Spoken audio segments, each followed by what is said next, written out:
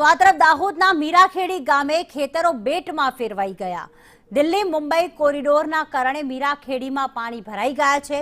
કોન્ટ્રાક્ટરની ઘોર બેદરકારીથી પાણી નિકાલ બંધ થઈ ગયો।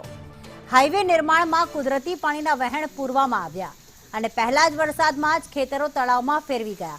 એટલે કે વિકાસના કાર્યો કરવા ગયા, પરંતુ અહીંયા કોન્ટ્રાક્ટરની બેદરકારીના કારણે મુશ્કેલી ઊભી થઈ છે। હેમલ પંચાલ અમારી સાથે જોડાઈ ગયા છે।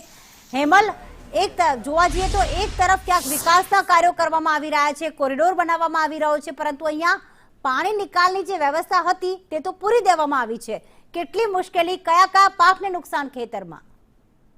વાત કરીએ તો એક તરફ વિકાસ અને એક તરફ વિનાશ છે તેવા દ્રશ્યો જે છે સામે આવી રહ્યા છે। દાહોદ જિલ્લામાંથી પસાર થતો દિલ્હી મુંબઈ કોરિડોર હાઈવે જે દિવસથી જ તેનું કામકાજ શરૂ કરવામાં આવ્યું છે તે દિવસથી જ વિવાદની અંદર આવ્યો છે અને આ જ કોરિડોર હાઈવેને પગલે મીરાખેડી ગામ નજીક જે આવેલા ગામો છે ત્યાં બાજુ અનેક વખત આજે છેલ્લા કેટલાય વર્ષોથી ત્યાં બાજુ વરસાદને કારણે ત્યાંથી નાળા છલકાય છે, ત્યાંનું પાણી જે છે લોકોના ઘરોમાં ઘૂસી રહ્યું છે, ખેતરોમાં ઘૂસી રહ્યું છે, લોકોને પારાવાર કરવામાં ભારે સામનો કરી રહ્યા છે। ત્યારે ખાસ કરીને આ વખતે પણ જે વરસાદ પડ્યો છે તેને લઈને દિલ્હી મુંબઈ કોરિડોર હાઈવેના કારણે ખેતરોની અંદર પાણી ઘૂસી ચૂક્યા છે। કોન્ટ્રાક્ટરની જે કામગીરી છે તે પણ અહીંયા સામે આવી રહી છે। પાણીના નિકાલની વ્યવસ્થા કર્યા વગર કામગીરી ખેડૂતોમાં મોટો નુકસાનનો ડર પણ અહીંયા દેખાઈ રહ્યો છે।